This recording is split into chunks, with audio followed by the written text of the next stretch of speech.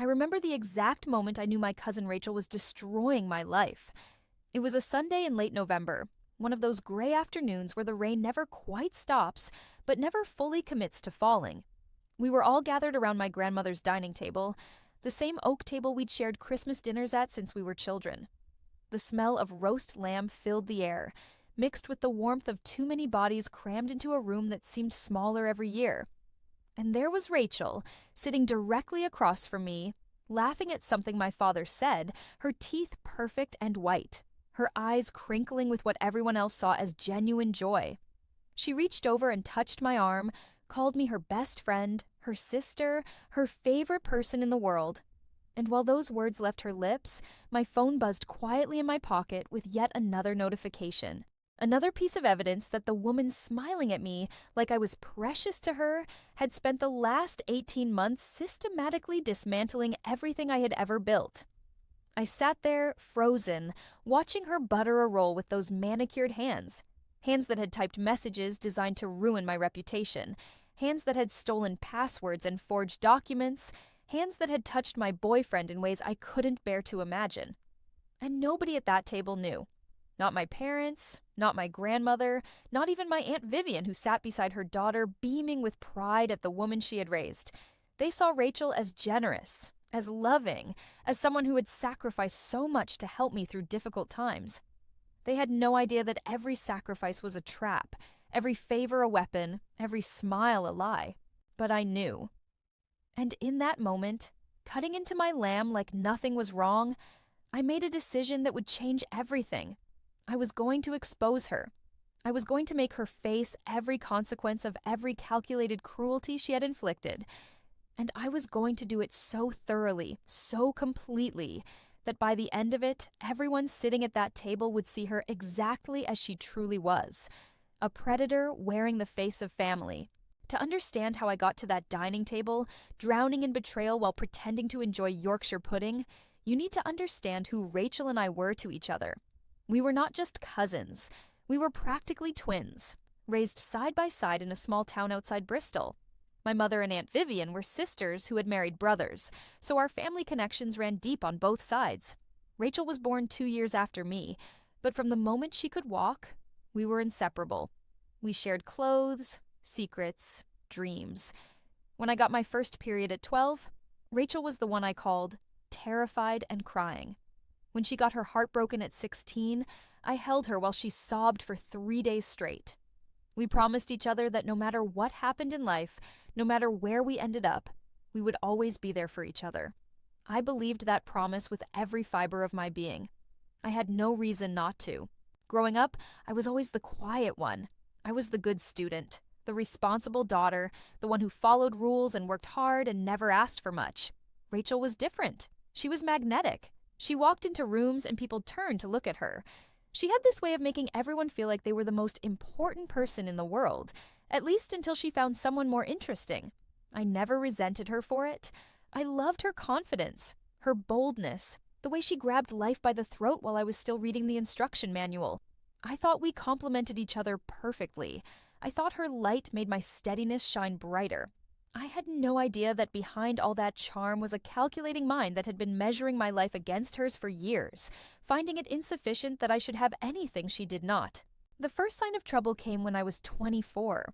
I had just landed my dream job at a marketing agency in London. It was a junior position, but it was at a prestigious firm, and I had worked incredibly hard to get there. I remember calling Rachel to share the news, practically screaming with excitement. She congratulated me, of course. She said all the right things. But there was something in her voice that day. A slight pause before the enthusiasm. A flatness in her tone that disappeared so quickly, I convinced myself I had imagined it. She was in between jobs at the time, struggling to figure out what she wanted to do with her life. I told myself she was just going through a hard time, that my success must have reminded her of her own frustrations. I decided to be extra supportive, extra careful not to brag, extra sensitive to her feelings. Looking back now, I realized that was the first of many times I would minimize my own achievements to make Rachel more comfortable. And it was never enough.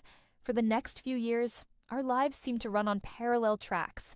I worked my way up at the agency, earning promotions, building a reputation, eventually becoming a senior account manager handling major clients.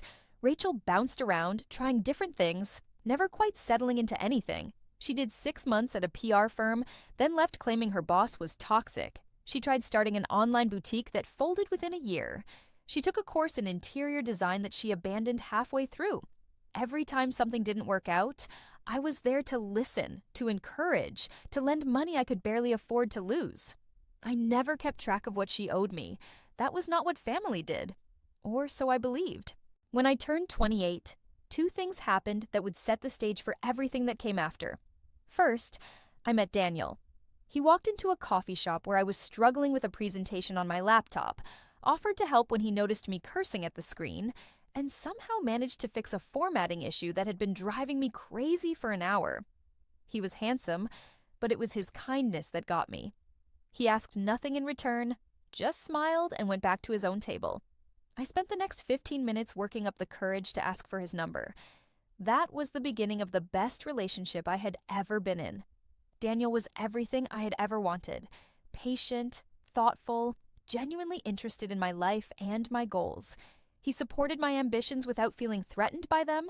He made me laugh on my worst days. He remembered small things I had mentioned in passing and surprised me with them weeks later. For the first time in my life, I felt truly seen. The second thing that happened was that Rachel decided to move to London. She called me in early spring, her voice bright with what I interpreted as excitement. She had been offered a position at a public relations firm, nothing major but a solid opportunity, and she needed a place to stay while she got on her feet. Did I have room for her? Just for a few months, she promised, just until she saved enough for a deposit on her own flat.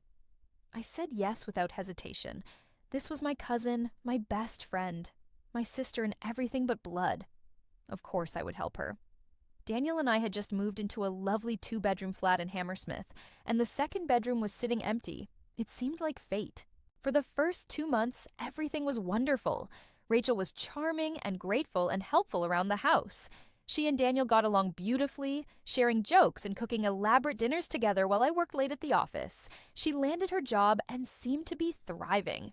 On weekends, we would explore the city together, just like when we were kids, eating at street markets and wandering through museums, and staying up too late drinking wine and talking about our futures. I felt so lucky to have her close again. I told everyone who would listen that having Rachel in London was the best thing that had ever happened to me. I did not notice the small things at first. The way Rachel would ask detailed questions about my clients, my projects, my strategies, the way she would mention my salary in casual conversation, then quickly change the subject when I seemed uncomfortable. The way she would borrow my laptop to check her email and take just a little too long to hand it back. The way she would come home from work full of stories about how her colleagues underestimated her, how her boss took credit for her ideas, how she deserved so much more than she was getting. I sympathized. I validated. I had no idea she was building a case file against me in her mind, taking notes on every vulnerability I revealed. The first concrete incident happened about 4 months after Rachel moved in. I was up for a major promotion at work, one that would make me an associate director with a significant salary increase and my own team to manage. I had been working toward this for years. I had sacrificed weekends and holidays and sleep. I had brought in 3 of the agency's biggest clients single-handedly. I was confident I had earned it. A week before the announcement, I came home to find Rachel and Daniel in what looked like an intense conversation at the kitchen table. They fell silent the moment I walked in. When I asked what was going on, Rachel smiled and said they had been planning a surprise for my birthday, which was still 2 months away. Daniel nodded, but he looked uncomfortable. I let it go. I trusted them both completely. The next day at work, my director Marcus called me into his office. His expression was serious, and my stomach dropped before he even opened his mouth. He told me that an anonymous complaint had been filed against me, alleging that I had taken credit for a colleague's work on a recent campaign. The complaint included emails that appeared to show me claiming ideas that had originated with a junior team member. I was stunned. I had done nothing of the sort. The campaign in question was mine from start to finish. I had the drafts, the notes, the entire paper trail to prove it. I said as much, and Marcus seemed relieved. He said he believed me but needed to investigate properly. The promotion would have to be put on hold until the matter was resolved. I spent the next 3 weeks living in a fog of anxiety and humiliation. The investigation was discreet, but rumors spread anyway. Colleagues who had smiled at me before now looked away when I passed. I worked obsessively to compile evidence of my innocence, terrified that my career was slipping through my fingers over something I had not done. Through it all, Rachel was my rock. She brought me tea, she listened to me vent. She told me again and again that the truth would come out and I would be vindicated. And she was right. Eventually, Marcus concluded that the complaint was baseless, likely motivated by professional jealousy. The emails that had been submitted as evidence turned out to be forgeries, created by someone who had accessed the company's internal communication system using login credentials that should not have been available to anyone outside my immediate team. The junior team member in question denied filing the complaint and seemed genuinely confused about the whole thing. The case was closed. My promotion went through, albeit delayed by a month. I was relieved, obviously. But something nagged at me. The forged emails had contained details that only someone close to me would know. They referenced a private joke I had made about a client, a complaint I had shared about a particular project. At the time, I convinced myself it was coincidence. Or maybe someone at work had overheard me talking on the phone. I did not want to believe the alternative was possible. I could not afford to believe it. Looking back now, I understand that was my first real warning. And I ignored it, because the person I should have suspected was also the person holding my hand through the crisis she had caused. The months that followed were a slow erosion of my peace. Though I did not recognize it at the time, Rachel started making comments, small ones that seemed innocuous in isolation, but added up to something uglier. She would mention that Daniel seemed tired, and perhaps I should spend more time at home with him instead of always working.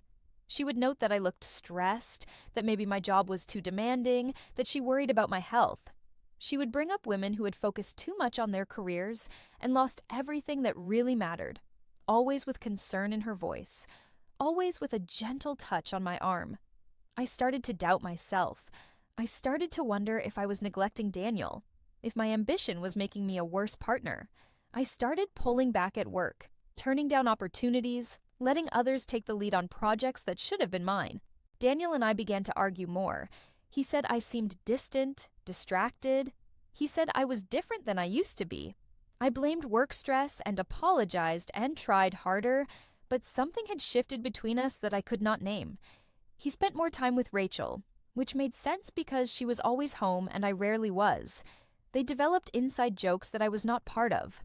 They would fall silent when I entered a room, and when I asked why, they would say they had just been discussing something boring, nothing I would care about. I believed them. I trusted them. I was so determined to see the best in both of them that I could not see what was happening right in front of my face. 6 months after Rachel moved in, I came home early from work with a migraine. The flat was quiet, and I assumed Rachel was still at her job. I walked toward the bedroom to lie down, and that is when I heard them. Whispered voices coming from behind Rachel's closed door. My heart started to race for reasons I could not explain. I stood frozen in the hallway, my hand raised to knock, unable to make myself move. Then I heard Daniel laugh, that distinctive low chuckle I had fallen in love with, and Rachel's voice soft and intimate, saying something I could not quite make out. My hand dropped. I backed away slowly, silently, and left the flat without making a sound. I spent the next 3 hours walking through London in a daze. My mind raced through every possible innocent explanation. Maybe they were planning something for me again. Maybe they were just watching something funny on Rachel's laptop. Maybe I had misheard, misunderstood, let my imagination run wild.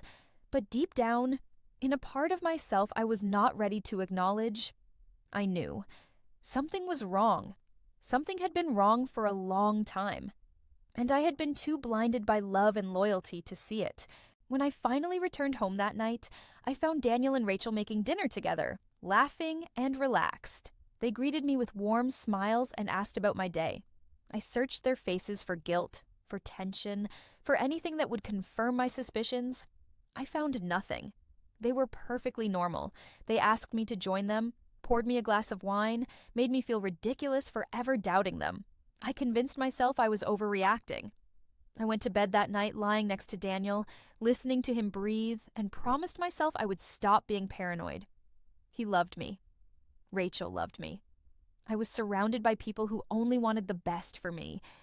That was probably the biggest lie I ever told myself. 3 weeks later, the truth began to surface in ways I could no longer deny. It started with a phone call from my colleague, Amy. We were friendly at work, though not close, but she sounded nervous when she asked if we could meet for coffee. Something about her tone made me agree immediately. We met at a quiet cafe near the office, and she spent the first 10 minutes making small talk, her eyes darting around like she expected someone to be watching us. Finally, she leaned forward and told me what she knew. She'd been at a bar the previous weekend with friends when she spotted Rachel. My cousin was with a man Amy did not recognize, being extremely physically affectionate with him. At first, Amy assumed I knew, that maybe Rachel was just seeing someone new. But then the man had called Rachel by a pet name, something familiar and comfortable, and they had kissed in a way that suggested a long-established intimacy. The man was tall, with dark hair, and a distinctive laugh. My blood turned to ice. I asked Amy to describe him in more detail, praying she would say something that did not match Daniel, something that would let me continue believing the lies I had built my life on. But every word she spoke painted his portrait more clearly. The way he dressed, the watch he wore, the small scar on his left hand from a childhood accident. She was describing the man I had loved for 3 years, the man I had trusted completely, the man I had planned to marry. I thanked Amy for telling me. I kept my voice calm. I finished my coffee like a normal person would, then walked to the bathroom and vomited until there was nothing left inside me. The next few days were the hardest of my life. I said nothing to Daniel or Rachel. I could not bring myself to confront them without more evidence, without understanding the full scope of what I was dealing with. Some part of me still clung to hope, to the possibility that there had been a mistake, that Amy had seen someone who merely looked like Daniel. I needed to know for certain before I destroyed everything. I started watching them more carefully. I noted the times Daniel claimed to be working late, then checked his location through a shared app we had on our phones for emergencies. He was not at work. He was in a part of the city I did not recognize. Again and again, the same address each time. I memorized it. I researched it. It was a boutique hotel, the kind of place that rented rooms by the hour. Meanwhile, Rachel's schedule had become conveniently unpredictable. She was often out in the evenings, vague about where she had been, always with a ready excuse that I no longer believed. But the affair was only the beginning. As I dug deeper, paying attention to details I had previously dismissed, I realized the betrayal went far beyond my relationship with Daniel. I started noticing discrepancies in my finances. Small amounts at first, charges on credit cards I did not recognize, subscriptions I had not signed up for. I reviewed my statements more carefully and discovered that someone had been using my identity to open new accounts, run up debt, and make purchases that were shipped to addresses I did not know. The trail led back months, overlapping exactly with the time Rachel had been living in my flat. I remembered all the times she had borrowed my laptop, all the times she had asked for my passwords to help me with something, all the times I had left important documents lying around, trusting that she would never betray me. She had taken everything, my identity, my credit, my financial stability, and she had done it all while smiling at me across the breakfast table, asking if I wanted another cup of tea. The full picture was still forming, pieces falling into place like a nightmare jigsaw puzzle. I discovered that Rachel had been spreading rumors about me at work for months, using information I had shared with her in confidence to undermine my professional reputation. She had told colleagues that I had a drinking problem, that I was struggling with mental health issues, that I was on the verge of being let go. She had positioned herself as the concerned cousin, just trying to help, while planting seeds of doubt in everyone's minds. When I had received that anonymous complaint about stealing credit for a campaign, I now understood who had filed it. Rachel had access to my work laptop.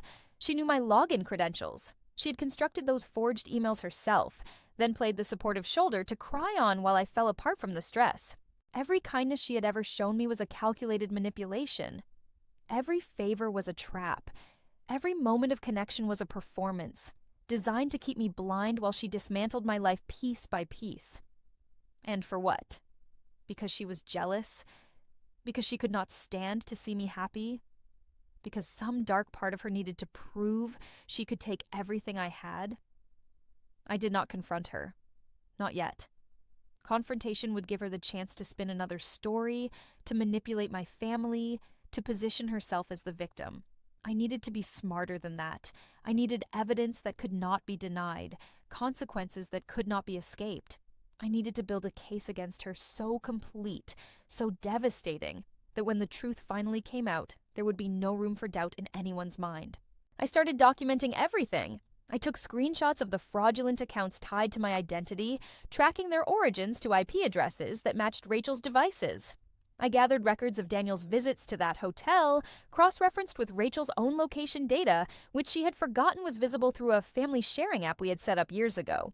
I collected statements from colleagues who had been surprised by the rumors about me, who had wondered where Rachel was getting her information. I even reached out to her former employers, the ones she had always claimed were toxic or unfair, and heard a very different story. They described a woman who had been caught stealing, who had fabricated credentials, who had been asked to leave quietly to avoid legal proceedings. Rachel's entire adult life was a trail of destruction, and I was only the latest person foolish enough to trust her. The hardest part was living with Daniel during this time. Every night, I lay beside a stranger who had betrayed me in the most intimate way possible.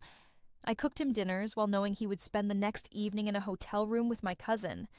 I listened to his lies about work meetings and gym sessions, responding with carefully neutral answers that would not arouse suspicion. I needed to keep them both comfortable, both unaware, until I was ready. Some nights, the rage and pain were so intense I could barely breathe. I would lock myself in the bathroom and cry silently, biting my hand to muffle the sounds. Other nights, I felt nothing at all, a cold void where my heart used to be. But through it all, I kept building my case. I spoke with a lawyer discreetly, understanding my options regarding the identity theft and fraud. I opened new bank accounts that Rachel could not access. I secured my digital footprint, changing every password, enabling every protection, locking her out of my life without her even knowing it yet. I prepared a detailed timeline of everything she had done, backed up with documentation that would stand up to any scrutiny. And I waited. The waiting was strategic. I needed the right moment, the right setting, the right audience. I wanted her exposed in front of the people whose opinions she cared about most. Our family. The people she had fooled for years. The people who thought she was wonderful, who praised her generosity and charm, who had no idea they were raising a monster to their dinner tables every Sunday. The plan came together over the course of 2 months. I had to be patient. I had to be perfect. One wrong move and she would find a way to wriggle free, to cast herself as the victim, to turn the family against me. I had seen her do it before, with those former employers, with colleagues she had wronged. She was a master at deflection and manipulation. I could not afford to underestimate her.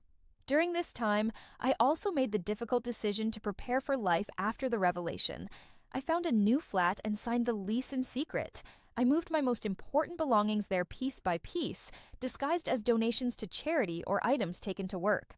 I documented Daniel's possessions separately from mine, so there would be no dispute about what belonged to whom. I was ending a 3-year relationship, but I would not give him the satisfaction of watching me scramble. I also quietly began to repair the damage Rachel had done to my professional reputation. I met with Marcus, my director, and explained what I had discovered. I showed him the evidence of Rachel's sabotage, the forged emails, the rumors she had spread. He was horrified and apologetic. He assured me that my position was secure, that he would discreetly correct the misconceptions that had spread among my colleagues. He also suggested I document everything carefully in case I needed to pursue legal action. He had no idea I already had. As the weeks passed, I felt myself transforming. The devastation and grief were still there, buried deep, but on the surface I was becoming something harder, something sharper. I learned to smile when I did not mean it. I learned to watch without being seen. I learned that trust was a luxury I could no longer afford, not with anyone. Daniel and Rachel had taught me that lesson more thoroughly than any teacher ever could. The world was full of people who would take everything you had if you let them. I would never let anyone again. The moment I chose for Rachel's exposure was not random. It was my grandmother's 80th birthday celebration, a massive gathering of extended family at a rented venue in the countryside. Everyone would be there. parents, aunts, uncles, cousins from both sides, family friends who had known us since we were children. Grandmother was the heart of our family, beloved by everyone, and her milestone birthday was the perfect occasion for a speech, for a revelation, for the kind of truth that could not be ignored or minimized. In the weeks leading up to the event, I continued to play my part flawlessly. I pretended not to notice when Daniel came home smelling faintly of perfume that was not mine. I smiled at Rachel over breakfast and asked about her day. I even helped plan the party, offering to create a slideshow of family photos that would play during the reception. Everyone thought I was being a good granddaughter. No one suspected I was setting the stage for the biggest confrontation our family had ever seen. The day of the party arrived, bright and crisp with the promise of autumn.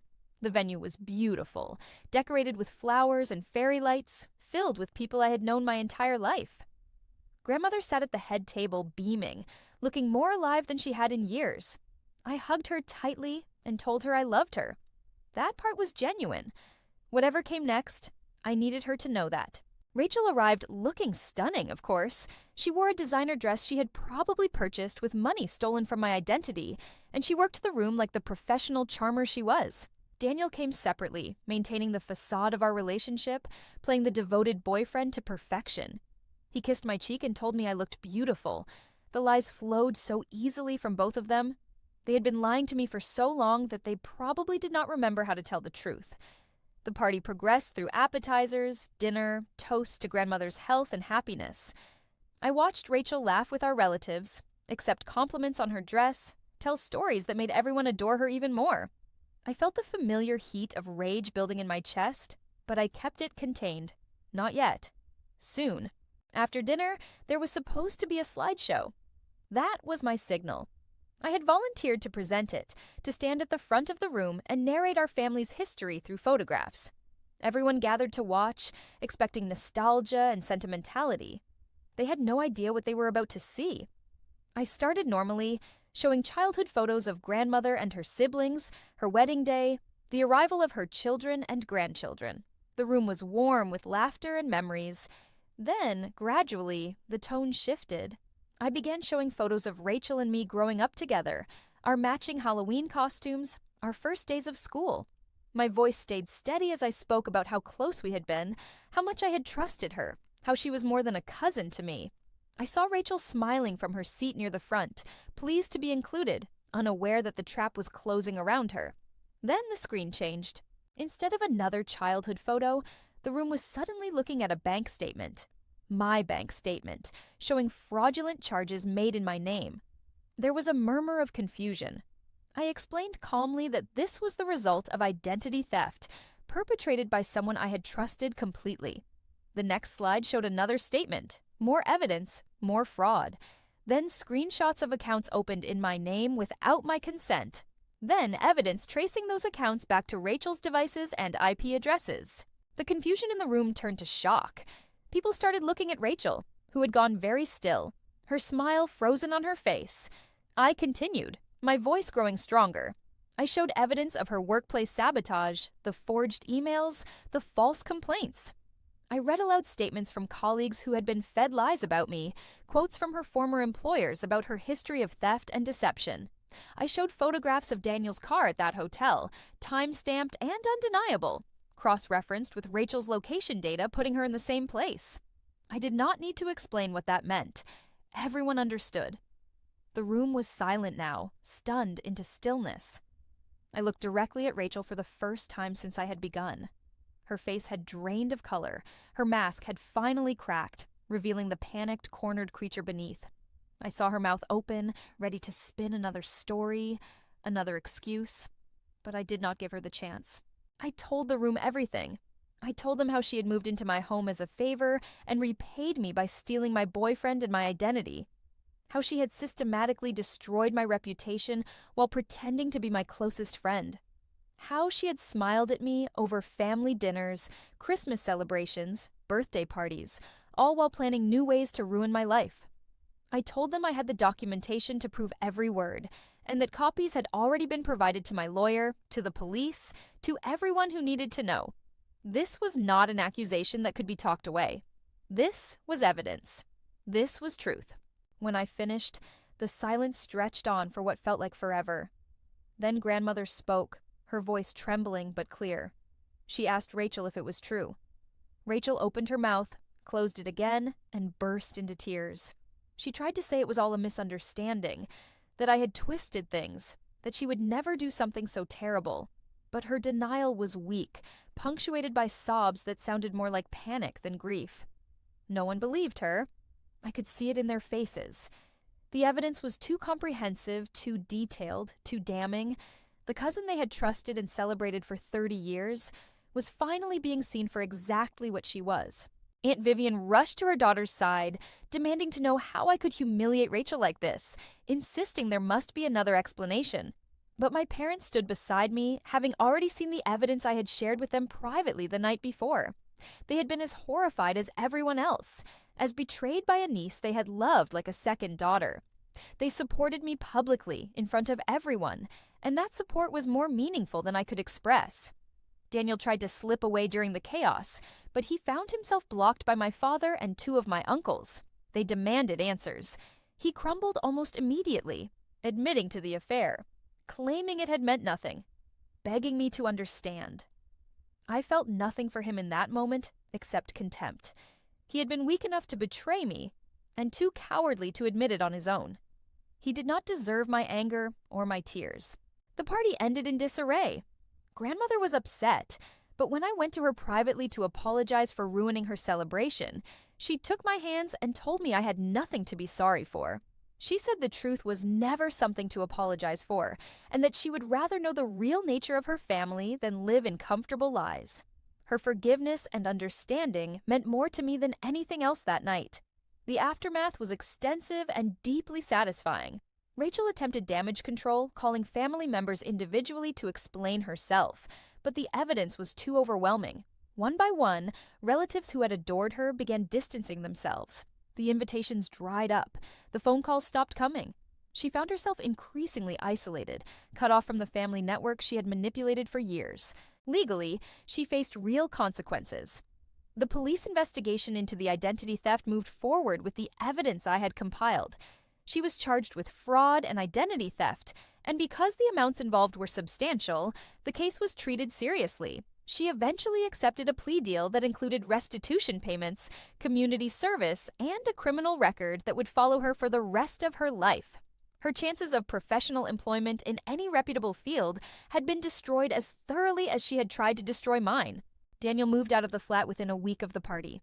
He attempted to apologize multiple times, leaving voicemails and texts that I deleted without reading. He had made his choice when he climbed into bed with my cousin, and there was nothing he could say that would undo that. I heard through mutual friends that he and Rachel tried to continue their relationship after everything fell apart, but it did not last. When 2 people are only bonded by deception and betrayal, there is no foundation left once the lies are exposed. They turned on each other within months, each blaming the other for the disaster their lives had become. Aunt Vivian never fully recovered her relationship with the rest of the family. She insisted on defending Rachel long past the point where such defense was tenable, and her blind loyalty cost her the trust of her siblings and her mother. Grandmother stopped inviting her to smaller gatherings, unable to tolerate the constant excuses for Rachel's behavior. Vivian became a cautionary tale in our family, a reminder that enabling a monster makes you complicit in their destruction. As for me, I rebuilt. It was not easy, and it was not quick. But I did it. I threw myself into my work with a new intensity, and within a year I had earned another promotion, this time without sabotage to hold me back. I moved into the new flat I had secured in secret, decorating it exactly the way I wanted, filling it with things that brought me joy. I went to therapy to process the trauma, to understand why I'd been so vulnerable to Rachel's manipulation, to learn how to protect myself in the future without becoming completely closed off. I learned that my trusting nature was not a weakness, but I needed to balance it with discernment. I dated again, eventually, carefully. I did not rush into anything, did not give my heart away to the first person who showed interest. When I finally met someone who felt right, I took my time. I watched how he treated people. I paid attention to his actions, not just his words. I allowed myself to be vulnerable, but I also kept my eyes open. Trust, I learned, was something that needed to be earned, not assumed. The last time I saw Rachel was about 18 months after the birthday party. I was having coffee at a cafe near my office when she walked in. She looked different, tired. The Polish was gone, replaced by something harder and more desperate. She spotted me before I could decide whether to leave, and for a moment we just stared at each other across the room. Then she walked over. She asked if we could talk. Her voice was softer than I remembered, stripped of the confidence that had always made her so compelling. I considered refusing, considered walking away, but something made me stay. Perhaps I needed to see her like this.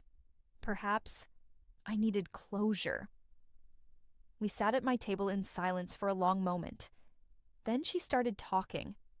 She said she understood that I hated her, that I had every right to. She said she had spent the past year in therapy trying to understand why she had done what she did.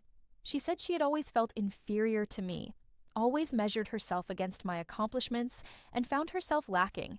She said her jealousy had become so consuming that she had convinced herself I did not deserve what I had, that taking it from me was somehow justified.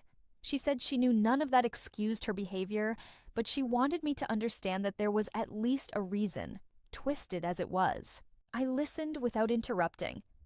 When she finished, I took a deep breath and told her the truth.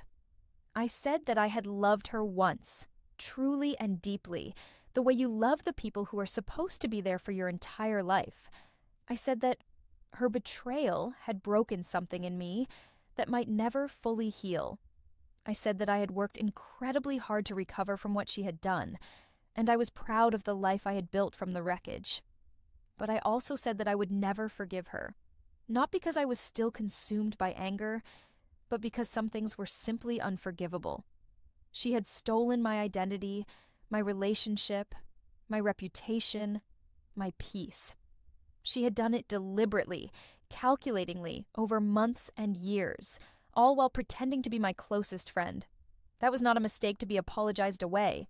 That was a choice she had made again and again, and she would have to live with the consequences for the rest of her life. She nodded slowly, tears streaming down her face. She said she understood. She said she did not expect my forgiveness, only wanted me to know she was sorry. Then she stood up and walked out of the cafe, and I never saw her again. Sometimes I think about the little girl she used to be, the cousin I had shared so many happy memories with. I wonder if she was always this way, or if something happened along the way to twist her into the person she became. I wonder if things could have been different, if there was a moment where a different choice might have sent her down a better path.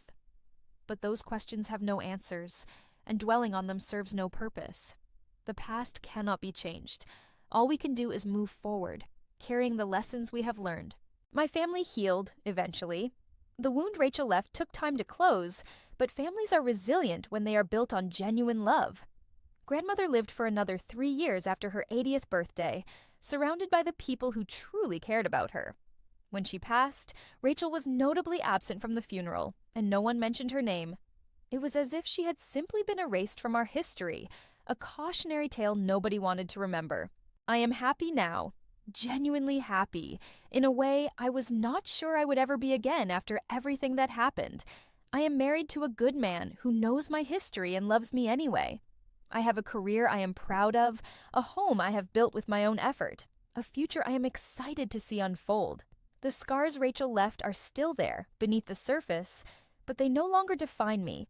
They remind me of what I survived, of how strong I turned out to be, of the fact that I refused to let her destroy me even when that seemed like the easiest option. And sometimes, when I am at a family gathering and someone makes a joke about the past, I remember that Sunday in November when I sat across from my cousin and realized she was my enemy. I remember the cold clarity that settled over me in that moment, the decision I made to fight back. I remember how terrified I was, how betrayed, how completely alone I felt, even in a room full of people who supposedly loved me. But I also remember what came after. The gathering of evidence, the careful planning, the moment of revelation, when the truth finally came out, and everyone saw her for what she really was. The slow, steady work of rebuilding my life from the ground up.